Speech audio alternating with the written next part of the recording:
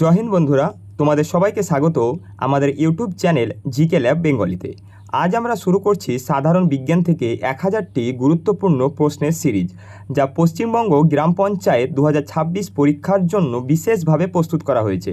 আজকের পার্ট 1-এ রয়েছে ভৌতবিজ্ঞান অধ্যায়ের পরিমাপক, একক ও বৈজ্ঞানিক যন্ত্র থেকে কিছু গুরুত্বপূর্ণ বাছাইকৃত প্রশ্ন। তাহলে চলো শুরু করা যাক আজকের প্রশ্নোত্তর পর্ব।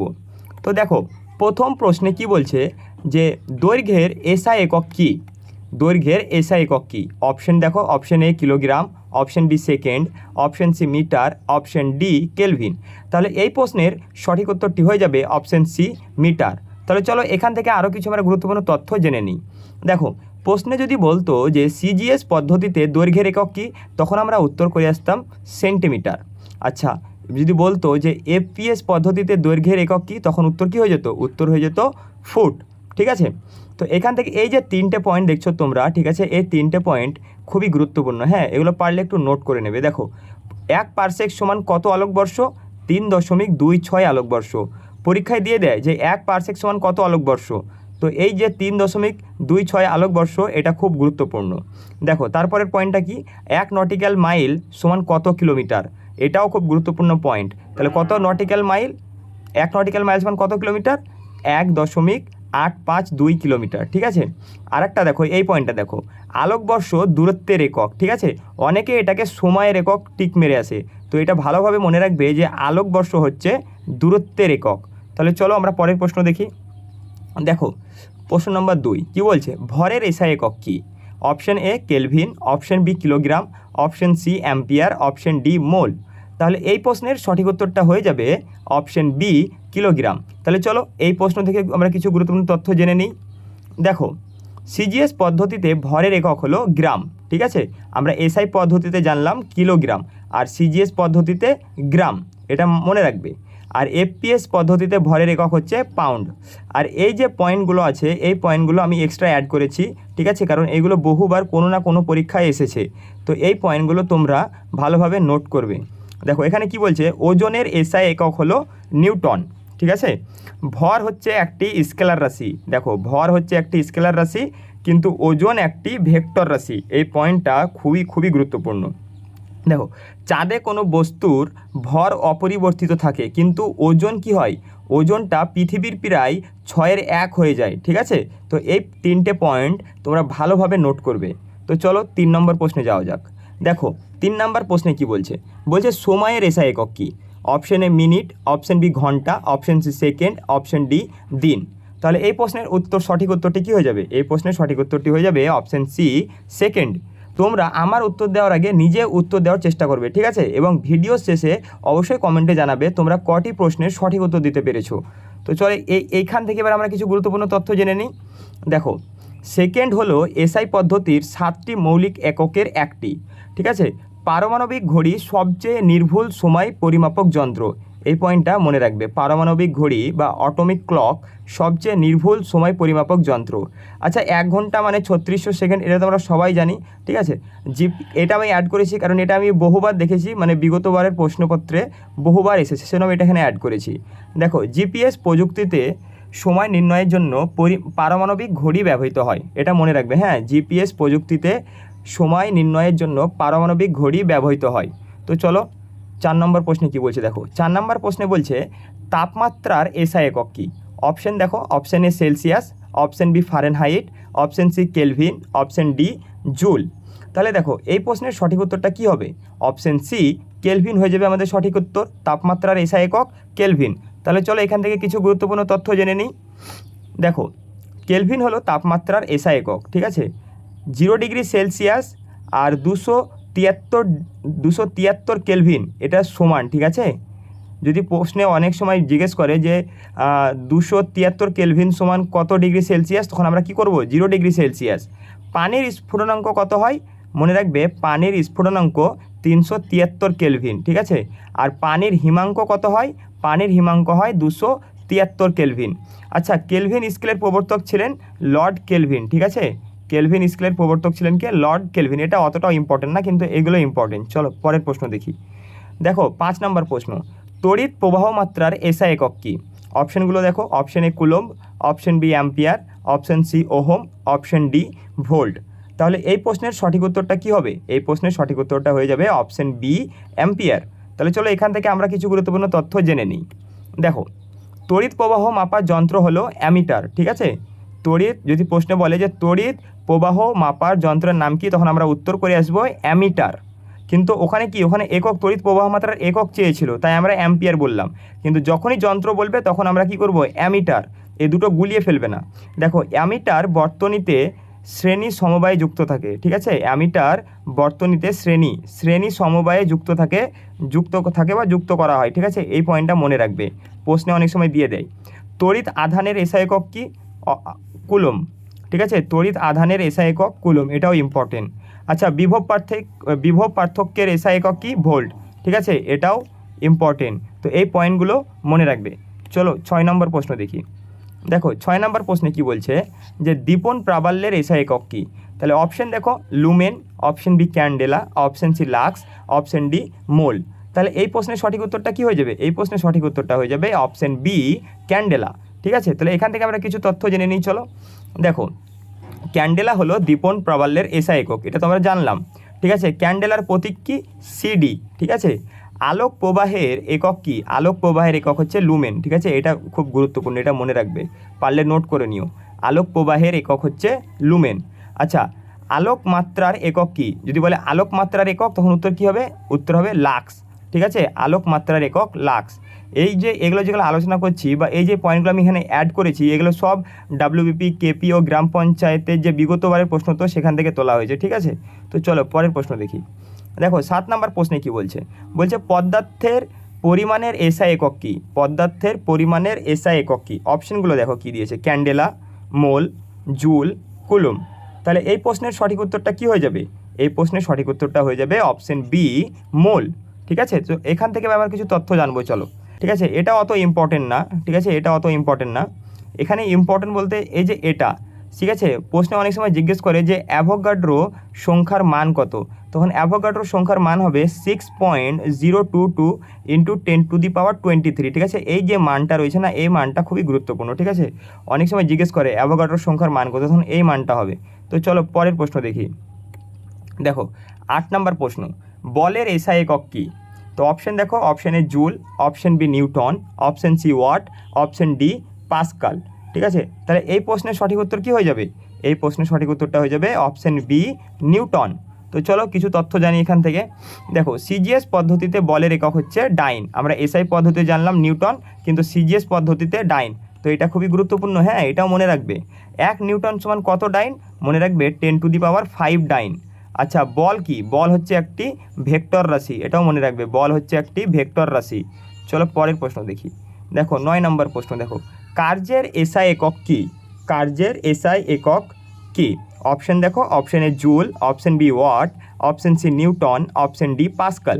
তাহলে এই প্রশ্নের সঠিক উত্তরটা হয়ে যাবে আমাদের অপশন এ জুল, ঠিক আছে। কার্যের এসআই একক জুল। চলো এখান থেকে কিছু তথ্য জানি। দেখো, কার্য সমান কি হয়? কার্য সমান হয় বল ইন্টু সরণ।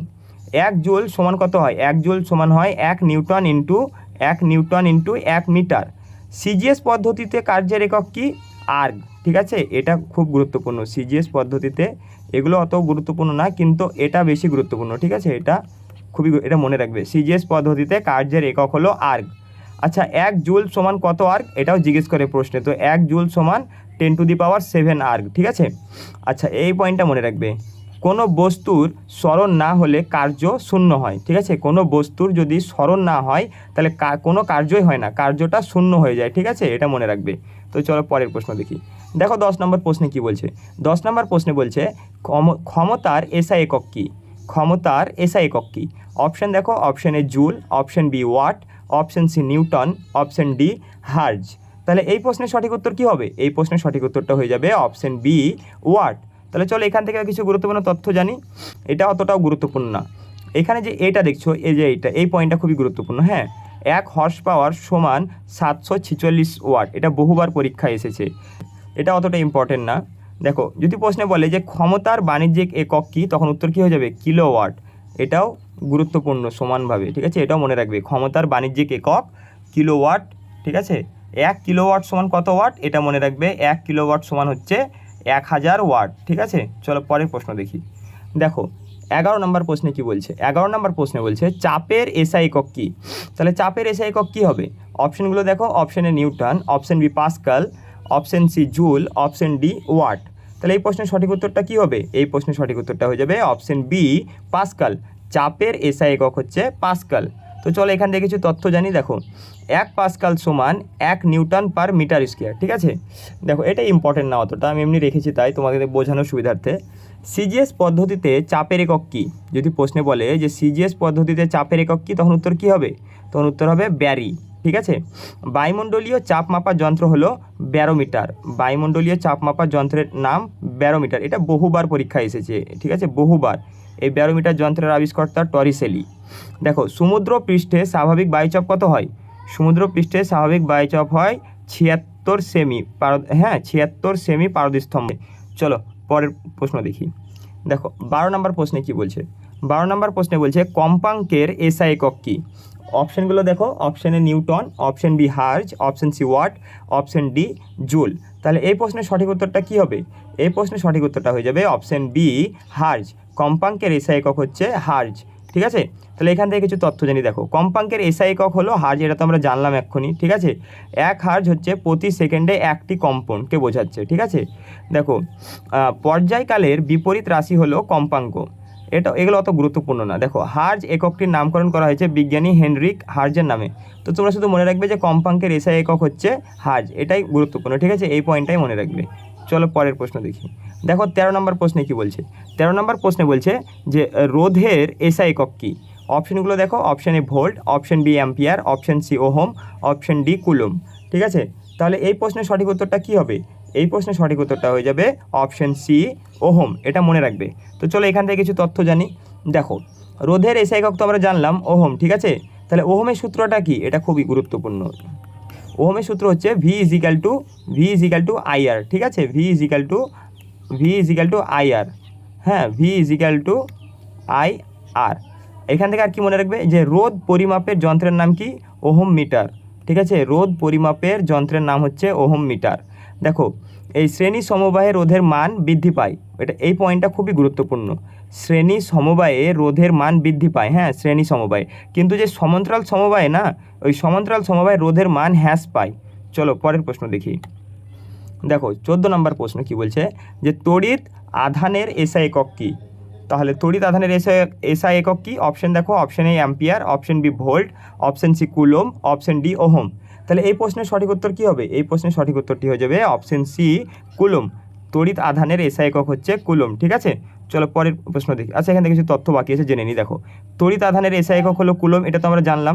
ঠিক আছে, এখান থেকে আমাদেরকে আর জানতে হবে এই যে ইলেকট্রন আধানের মান কত। ইলেকট্রন মনে রাখবে, ইলেকট্রন হয় ঋণাত্মক। হ্যাঁ, প্রশ্ন অনেক সময় দিয়ে দেয় এগুলো, তো এগুলো মনে রাখবে। ইলেকট্রন হয় ঋণাত্মক আর প্রোটন হচ্ছে ধনাত্মক। ঠিক আছে, প্রোটন ধনাত্মক, দুজনের মান একই, খালি একটা হচ্ছে ঋণাত্মক মান আর একটা হচ্ছে ধনাত্মক মান। ঠিক আছে, এটা মনে রাখবে। দেখো ইলেকট্রনের মান কত? -1.6 × 10⁻⁻19 কুলম। ঠিক আছে, আর প্রোটন আধানের মান কত? +1.6 × 10⁻⁻19 কুলম। এটা মনে রাখবে। এই পয়েন্টটা দেখো, তড়িৎ আধানের উপস্থিতি নির্ণয় করতে ইলেকট্রোস্কোপ ব্যবহার করা হয়। হ্যাঁ, এটা মনে রাখবে। অনেক সময় দিয়ে দেয় যে তড়িৎ আধানের উপস্থিতি নির্ণয় করতে কোন যন্ত্র ব্যবহৃত হয়, তখন আমরা কি বলবো? ইলেকট্রোস্কোপ ব্যবহার করা হয়। তো চলো পরের প্রশ্ন দেখি। দেখো 15 নম্বর প্রশ্ন কি বলছে।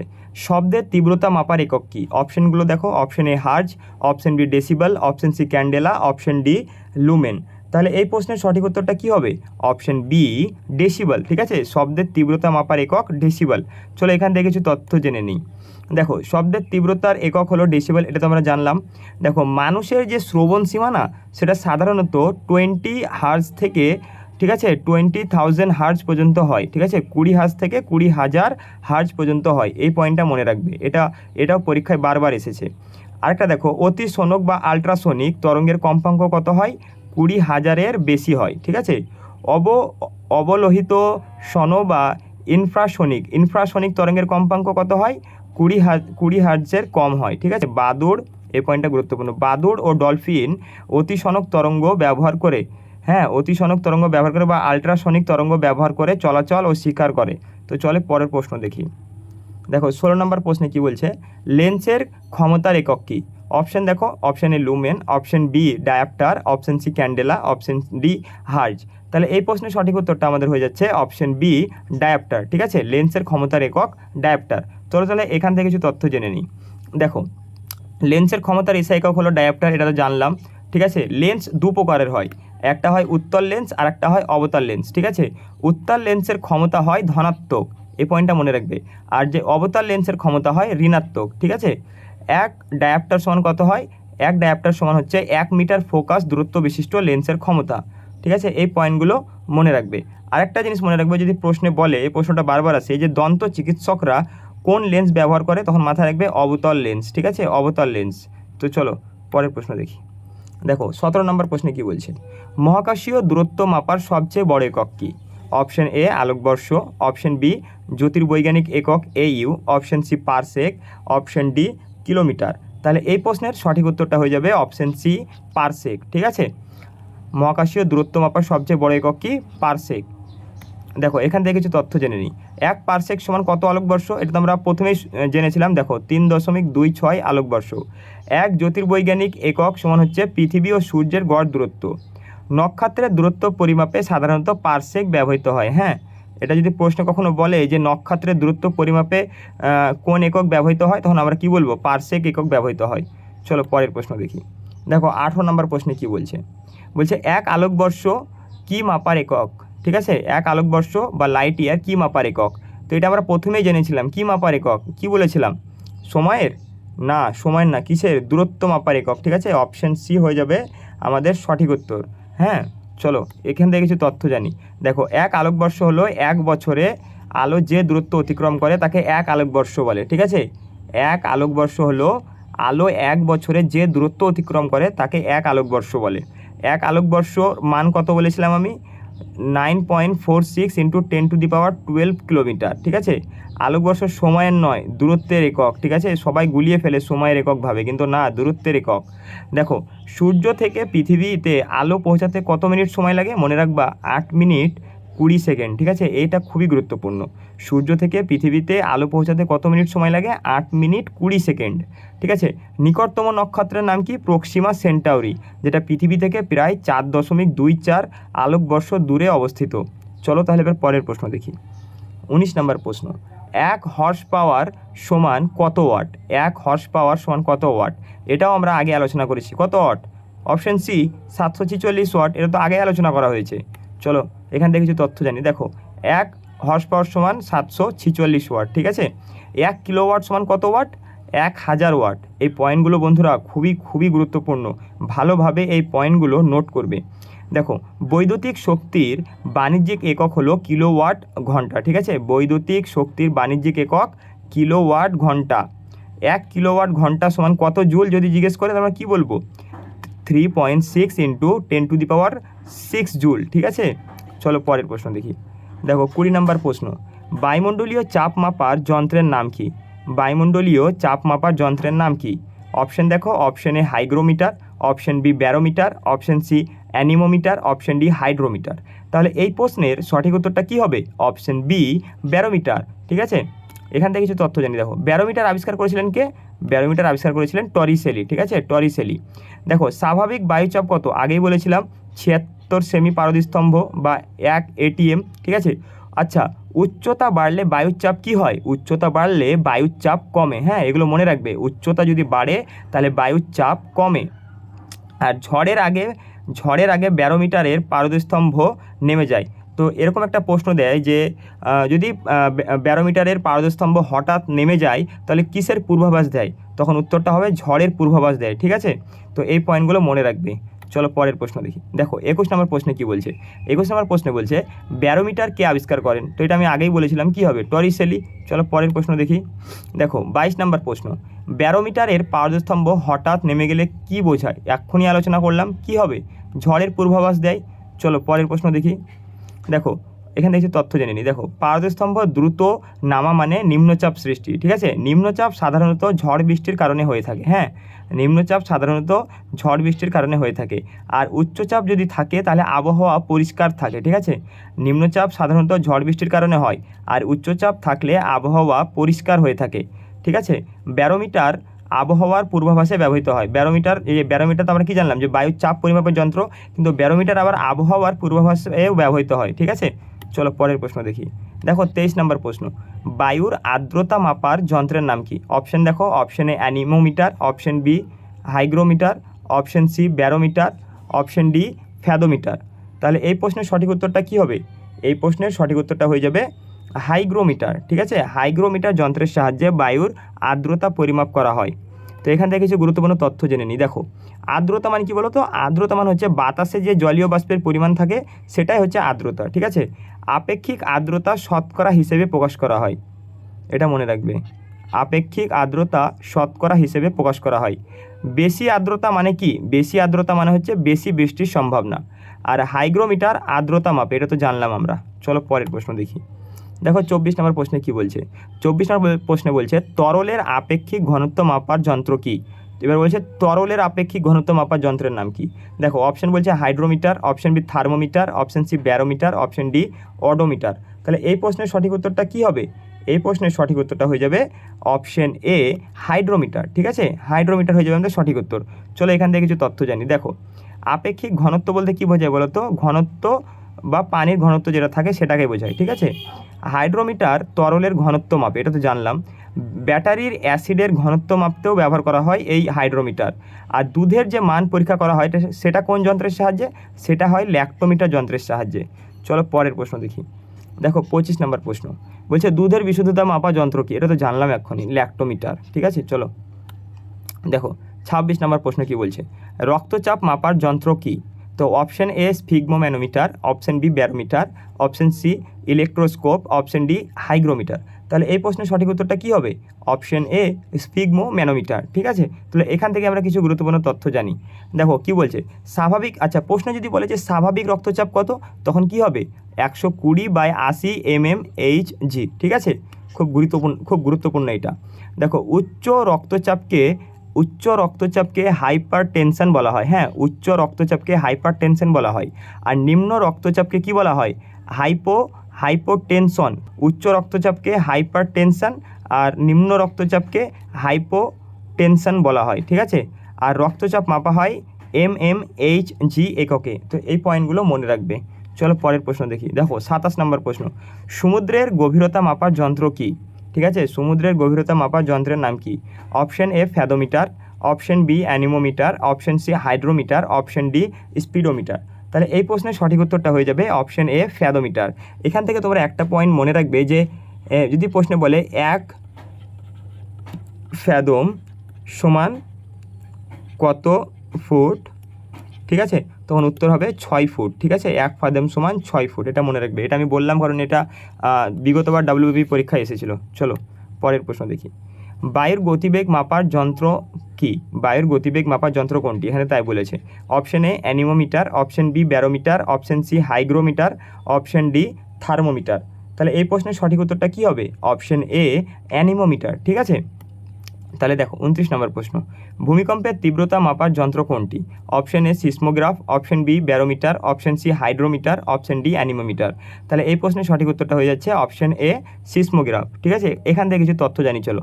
দেখো সিসমোগ্রাফ ভূমিকম্পের কম্পন রেকর্ড করে, আর ভূমিকম্পের যে মাত্রা সেটা রিক্টার স্কেলে মাপা হয়, ঠিক আছে। ভূমিকম্পের মাত্রা রিক্টার স্কেলে মাপা হয়, কিন্তু ভূমিকম্পের কম্পন রেকর্ড করে কে? সিসমোগ্রাফ যন্ত্র, ঠিক আছে।